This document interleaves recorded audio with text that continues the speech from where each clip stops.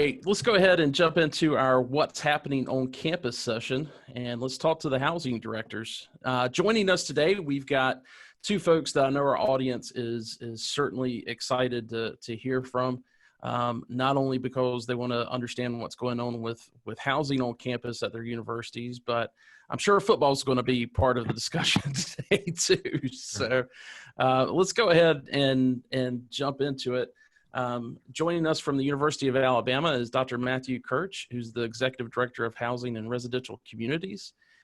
And joining us today from the University of Mississippi in Oxford is Dr. Yaun, the Director of Student Housing. Guys, welcome to our show today.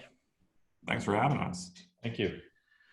So I want to just dive into the three questions that we're asking all of our on-campus panelists. And Matt, we'll start with you, but what's keeping you up at night as it relates to your institution and their navigation of the impacts of COVID-19? For us here in Tuscaloosa, I think we were one of the first institutions or systems to sort of come out and say that we were going to have people back in the fall. So what we've done as a system, we have a variety of task forces and work groups on reopening our campus. And I think, for us in housing, relating to the institution, I think there's some of the unknowns right now. And those are, what's campus going to look like whenever students do return in the fall. So right now, we're in the middle of moving people out of the buildings. So whenever we left for spring break, we didn't return. So we had about 6,000 students with belongings still in their rooms. And, we've been in a sort of a month-long process right here of getting people out of the buildings. So first we have to get them out, and then we're going to go in, do thorough cleaning, do repairs that we need to. And then before we know it, we're going to have to plan to bring them back. So I think some of the unknowns right now for us are, in terms of social distancing, spreading things out. We move in 8,400, 8,500 students typically in about 4 or 5 days. So if we're going to have to do any type of social distancing, which we're thinking we're going to have to do, we're going to have to spread that out. So it's a lot of sort of reconstructing things that have already been done, the same way for years. We're going back to the drawing board and having to recreate. Also, it's a lot of how do we get this education out to our students? I'm sure with everyone that's viewing this, they're getting a lot of calls from parents, from students, wanting to know what are we going to do whenever they come to campus. So really getting that information out to students about how to be prepared, what to expect. I think we're trying to get a lot of those questions answered right now so we can have parents and students be prepared in terms of, do they need to bring, masks? What are the recommendations in terms of social distancing? What are classes going to look like? So for us in our department, I think we're getting ready to welcome students back. It's just going to be welcoming them back in a different way. Yeah.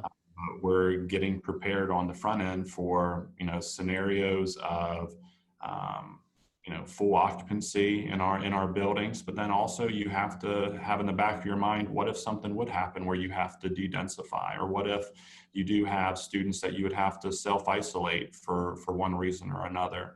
So I think there's just a lot of those what if type scenarios that you have to be prepared for going into this. Yeah. John, what's keeping you up at night? Yeah, we're, and Matt and I are probably very similar to most institutions of higher ed around the country with regard to campus housing and questions that are being asked by students and parents, not only of housing, but as the university as a whole, in terms of what are classes going to look like? Are classes going to take place online? Are they going to have to bring a mask? Are we providing masks? So, for me, so I think Matt alluded to a very good point, is that timely communication is really important to get out to, I think, as a best practice with regard to how we're navigating COVID-19, and because we get questions daily. And I think the more information and communication we can have to students and parents, I think it eases their fears and their stress level with regard to getting ready for the fall and what that may look like. So we're similar. We're preparing various scenarios from full housing, full regular housing, if you will, in terms of housing students with roommates, to looking at plans to what you call de-densify, or have all singles, or have the older traditional halls. They have shared bathrooms, looking at those, simply doing singles, and what that may look like. I think there is a lot of unknown. There is a lot of decisions are made week to week, and it's very hard to plan forward. Most of us are engaged or have concluded room selection for the fall, where we're taking applications and assigning students. And if you are looking at developing a model where you potentially would go to all singles, and then having to tell some of those students that we wouldn't have enough room on campus, I think that is a keep me up at night concern. And how do we then explain that or tell that story to students or parents? So I think that's one of the things that we're trying to think about. We also are having students come back and gather belongings. They started May 11th, and they're wrapping that process up May 31st. And they're returning through an appointment system that we developed. But we're typically in the halls getting them ready and cleaning by mid-May. So we're going to lose about 2.5 weeks, which means we've got from June 1st until August 1st to get all the halls ready, if we need every single room and every single space. And so we're trying to adjust for that as well. But then there's a financial, there's another keep me up at night. It's the financial implications of not running your regular occupancy and having to sort of thin out the density of students on campus. If you go to singles, that would, it would lose, I would probably be about half of the revenue, probably about a $5 or $6 million of revenue if we would move to an all singles plan. So I'm also trying to look at, if we would propose students to go into rooms with roommates, do we have the science behind to be able to justify, financially, I think it's easy to do that as to why not to go to a singles model. But the concern is, in closed spaces, is COVID-19, does it transmit more easily?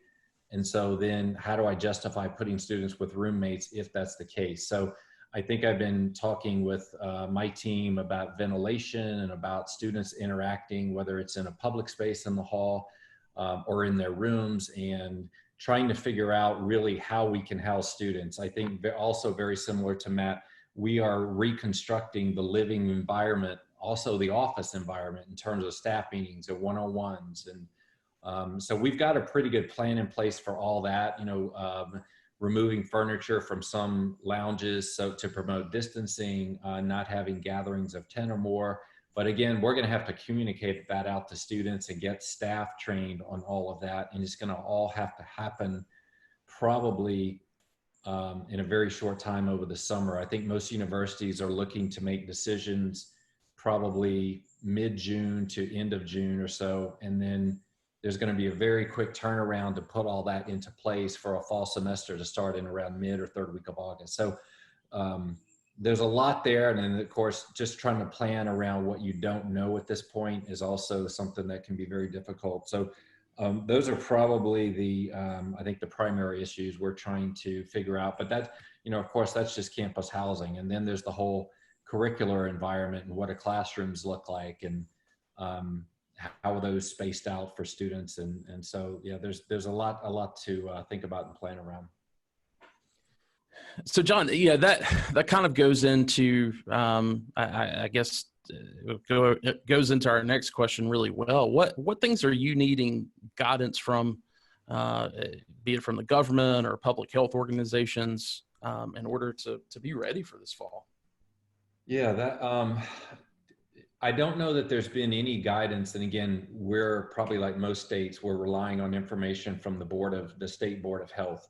So we actually had a call with one of the doctors on the Board of Health here in the state of Mississippi about interactions of students in the residence halls and breathing the same air through the ventilation system. And does that impact the spread of COVID? Because I think we're also trying to plan for, if we reopen and we have a student who has symptoms or has to be isolated? And do we have a process in place to quickly move on that? But we're also relying on students to let us know about that. So it could be that the student doesn't know, or they haven't let us know, or the health center know. So we're also trying to plan around that, because I think the worst case is everybody moves back in, and then 3 months down the road, we could be asked with another outbreak to then empty the halls again. And, you know, I think every campus is probably thinking about that and probably fears that is an absolute worst case scenario. So I think it's knowing some of the science behind, and I use that term loosely, about being able to house students in the hall and what are really things that we need to be thinking about. I know that we have some parameters that we're probably, you know, we know that the basics of the masks, the face coverings, 6 foot of distancing. But then what does that mean for square footage? I think it's like 40 square feet per person or so. And then how do you structure spaces around that? And so, but we're also waiting on guidance, I think, from the university to decide what the fall is going to look like, when students are going to return. There's some schools now that are looking at after Thanksgiving break, students don't return. Right. And I heard that a couple of universities are now doing that. And so is that something, you know, I think that's something that's now being discussed here.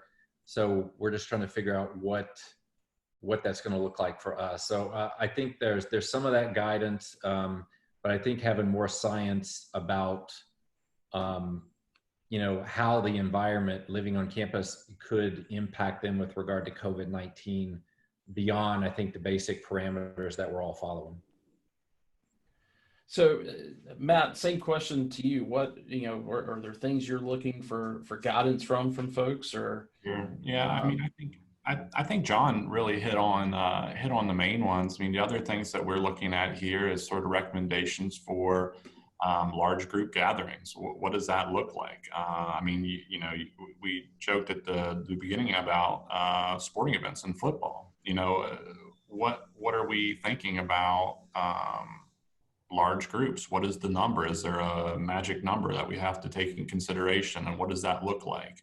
Because, you know, in our residence halls, we do programming almost every day of the week in one form or another. And if we're going to have to limit programming, limit attendance, make modifications, like John said about taking out lounge furniture or limiting capacity in some of our areas, we need to know that sooner than later so we can make those decisions and prepare for that. Because programming will look differently. Especially if we are social distancing, having to keep space between people, it'll be a different challenge to build a community in the hall that way. So I think we're taking a lot of our guidance from the CDC and, you know, recommendations. We're fortunate enough to have UAB in Birmingham with the medical center within our system. So we have some great minds up there that give us a lot of input about COVID-19 and what to expect and how to work with it. But yeah, there's still a lot of questions out there. So let's just, before, you know, let's kind of keep it there for a second and talking about the programming, because I know, I mean, obviously what's happening inside of the dorm rooms, other things that are happening in and around campus that are so critical, especially for that freshman experience of, you know, making them part of the community, making them feel a part of the community, and really, you know, so much of that, you know, it ends up relating to retention numbers, right? What are the things that, you know, what are the types of things that you guys are discussing specifically when it comes to, hey, how do we create this community in this situation? I mean, I know it's obviously something you guys are talking about, but what are some of the ideas that are coming out that you're hearing from your staff and other colleagues? Yeah, I think some of it is thinking more virtually with some of these experiences. Like you said, those first couple of weeks of being on campus is a lot of getting people involved, helping people find their place on campus, whether it's through a club, organization, residence hall. You know, we have a big event every year at the beginning of the school year. It's called Get On Board Day, and there's 500-600 clubs and organizations that come out to get their message out to our students and recruit new students to be part of the groups. So I think we're thinking about alternative formats for that, whether it's limiting capacity to a certain number, or going virtual. I think we still want to be able to provide students that same experience, just in alternative formats. So I think we're just going to have to be creative as possible.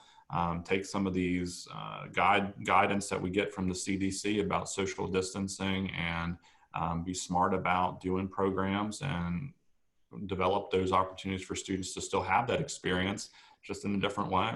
Yeah.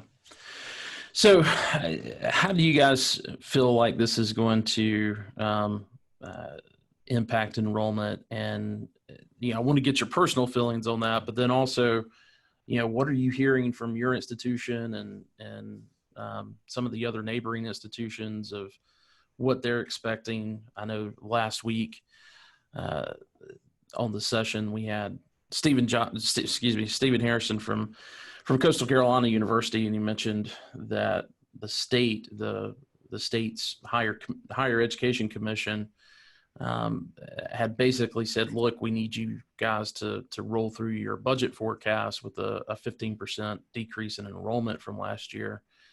Are you guys getting any guidance from that standpoint, or what are you hearing and what are you thinking?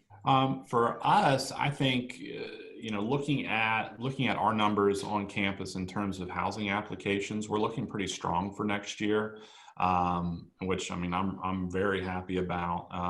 So I'm anticipating us to have a good year in terms of housing occupancy. Typically, we do have a freshman residency requirement, so that helps us out with our freshman class. We typically capture between 94 and 96% of the freshman class, because you're required to live on campus, except for there's a 60-mile radius from campus that if you live within there, you can apply for an exemption if you're going to live with your family, if you're going to commute. But right now, we're looking pretty strong for next year. And I think, talking with some colleagues across campus, I think there was some concern for people not coming back. The emails that we're getting from students and the questions, the ones that we've recontracted with or signing up for room selection, they're excited to come to campus. They're excited to start their experience. So, I think that's really positive for us. And I'm not sure if John has anything else from Ole Miss or the other SEC schools, but I think that's been somewhat consistent. Yeah, and we've had the same. I don't think I've received one call, hey, I'm concerned my daughter or son is going to live with another student and could catch something. So there's not a concern. It's really more, I've sensed more excitement about coming to campus and really starting, especially incoming first-time full-time students, is starting their experience. Our numbers are slightly lower than they were at this time last year. So we're still trending pretty consistently with last year. We're similar, but we have a first year live on requirement. So we pick up a good percentage of the first year incoming class as well, similar to Matt. I think what we're trying to do is, the question is, how do you create this new environment without it detracting from student retention and student engagement and some of those other pieces that lend to higher retention and higher graduation rates? And if you're reconstructing things in more virtual formats, and we're almost starting to not promote engagement or interaction as much, even though we're going to have programs, we're going to have events that are going on, but they're might be limited in size now. Do the RAs not have floor meetings with the students because they're all in one small space, or do they only let a certain number, or did they do it via Zoom? And then I think all this is going to have some impact on retention. And so I think we've got to be cognizant of that. Right now our retention rate is really right where it's at from last year. It's literally, I think it's at 86.9% or so. And so, so it's right now, but I think as we go through this year, thinking about how this new environment is going to affect retention for next year is going to be really important. So let's start talking about football season. In fact, I just had something that came across my screen, and I think Matt, you may have alluded to it earlier when we were getting things set up. But June 1st, it looks like the student athletes are going to be able to come back to campus. That was just voted on. What are you guys hearing around campus when it comes to how they're going to handle social distancing? An NFL stadium is kind of one thing. A college stadium, it's a different atmosphere, and you've got a lot of people there that it's hard to control. So anything you guys are hearing at this point, and what could we expect?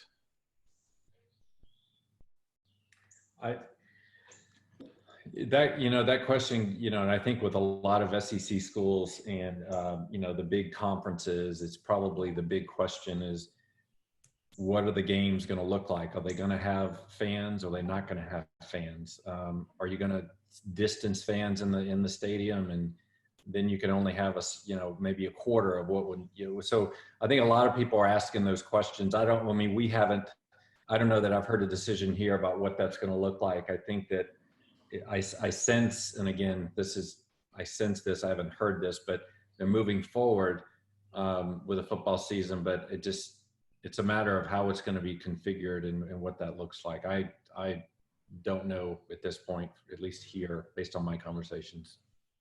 Yeah, I mean, here, if we have to do social distancing, I mean, it will be a challenge. I mean, we have a stadium that holds over 100,000 people. Every game day, you have another probably 40 to 50,000 people that come and that don't have tickets just to tailgate and be in the environment of the game day atmosphere.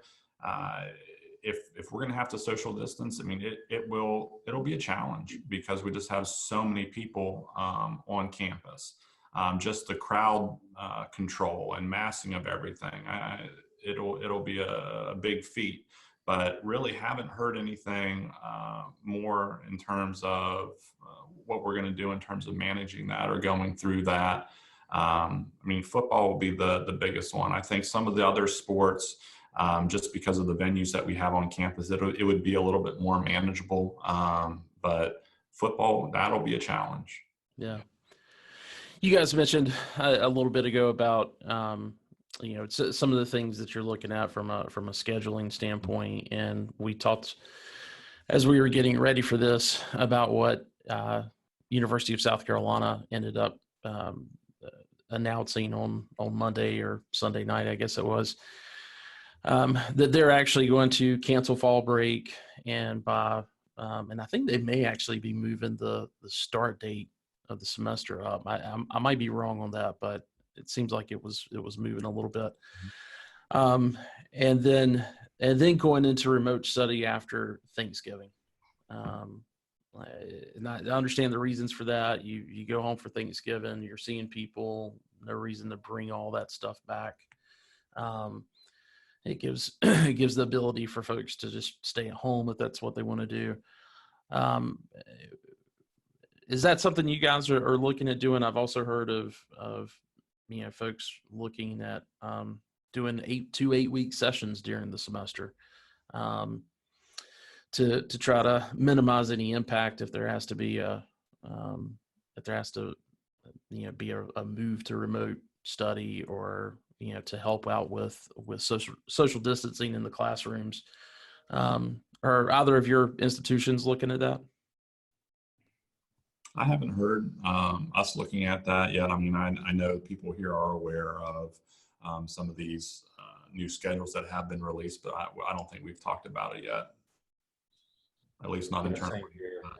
I've not heard anything about that yet, but I think they're trying to look at all possibilities, whether it's starting earlier, ending earlier. So yeah, we don't. I don't think we're going to know a full decision until around July 1 or just before that. So, Yeah. I was trying to find on South Carolina's website if they may be, because it didn't really answer. It said remote study after Thanksgiving, but it didn't really say, if they were going to be closing the dorms, at that point. So I'm assuming there will be some announcement on that. If, kind of looking back now at the spring semester and thinking about moving forward, in the fall, and if there has to be some pullback at some point, do you think it's immediately, pack up your stuff, you're leaving the dorms for a couple of weeks at least, or do you think it's one of those things where that you try to allow, because one of the things I've heard over and over again, or the students got back home and the learning environment wasn't, the best for them, and especially for remote study. And so I'm just wondering if, and I know you guys made a lot of accommodations for folks that didn't have another alternative for, a permanent address. Do you think that would still be the plan moving forward for your department specifically, or do you think it's something where you'd want to get everybody off campus? you mean if there's another resurgence of COVID while they're back? Yes. Yes. Yeah. It's,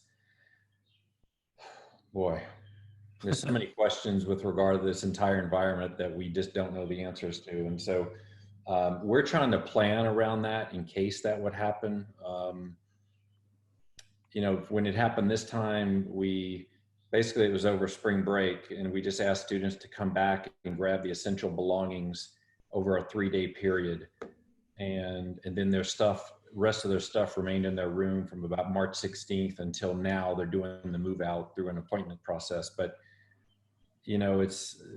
it's hard to say at this point.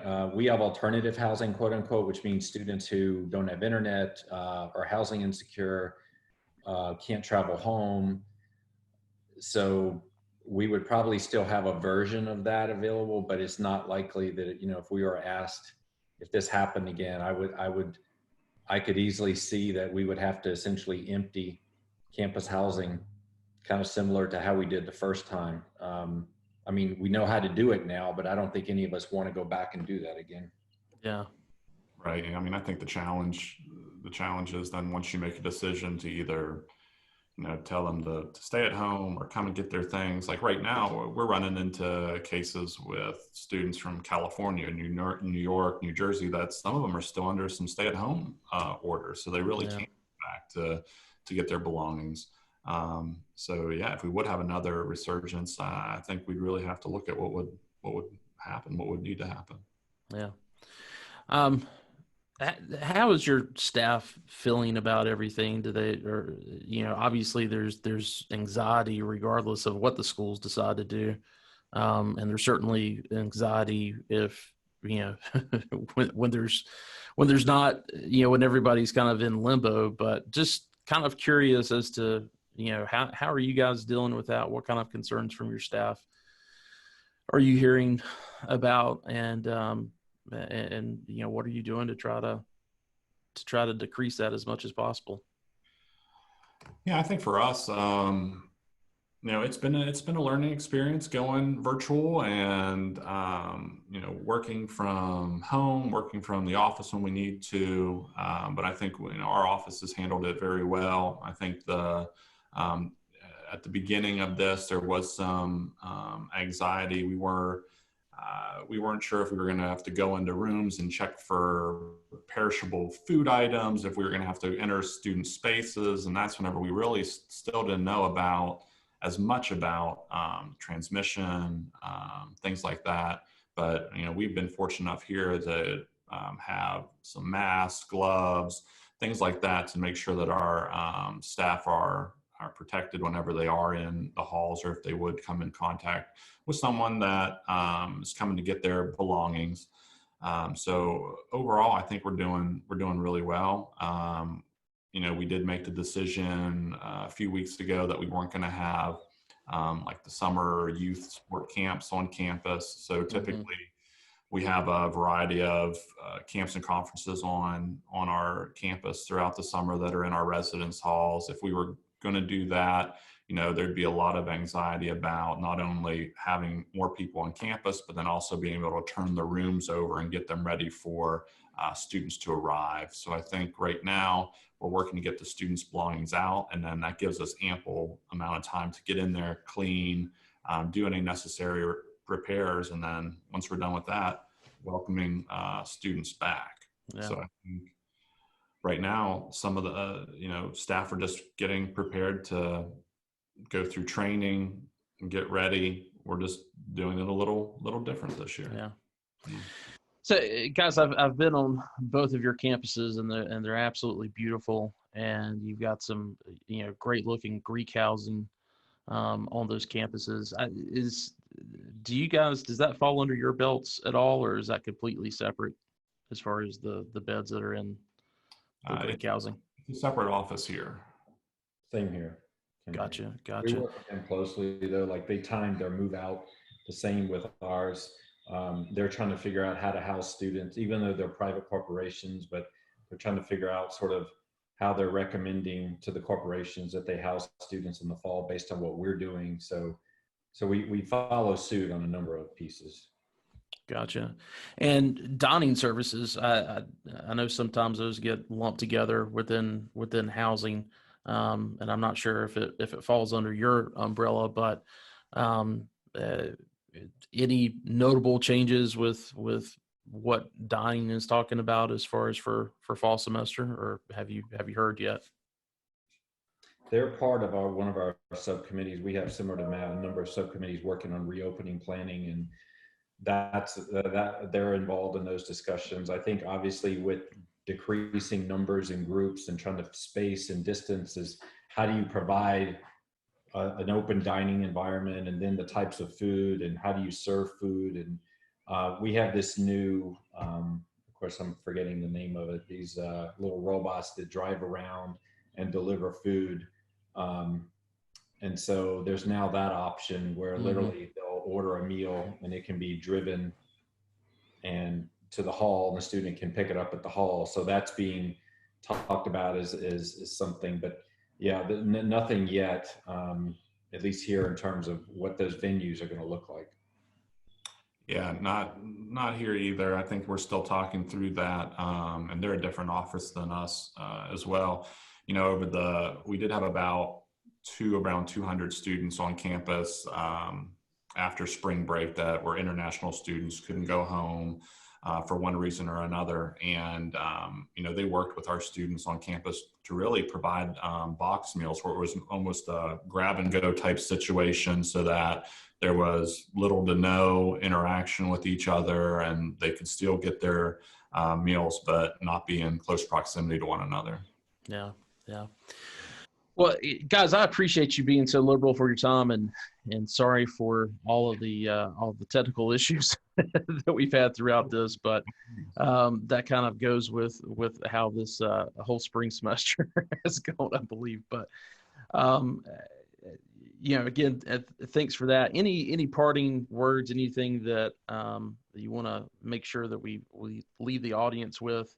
I think the biggest thing that sticks out in my mind is no matter what survey I look at, we are convinced that students want to be back on campus, and so let's prepare the best that we can for them.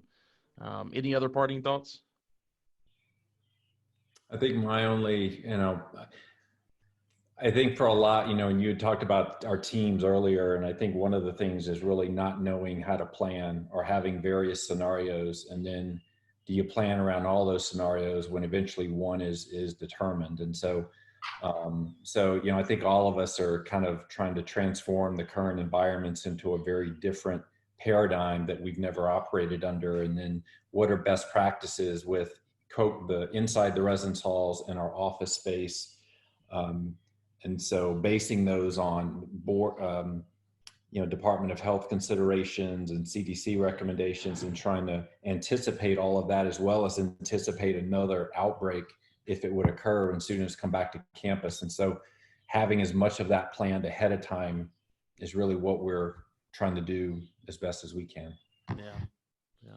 Yeah, I think it's just going to continue to evolve, and we, like John said, we have to be ready for multiple scenarios and things changing relatively fast. And to everyone's credit, I think universities and colleges have done that so far. I mean, this was something that I never thought that I was going to have to deal with, but we sort of learned as we went through it, and I think we're all coming to the same end goal and doing it pretty well.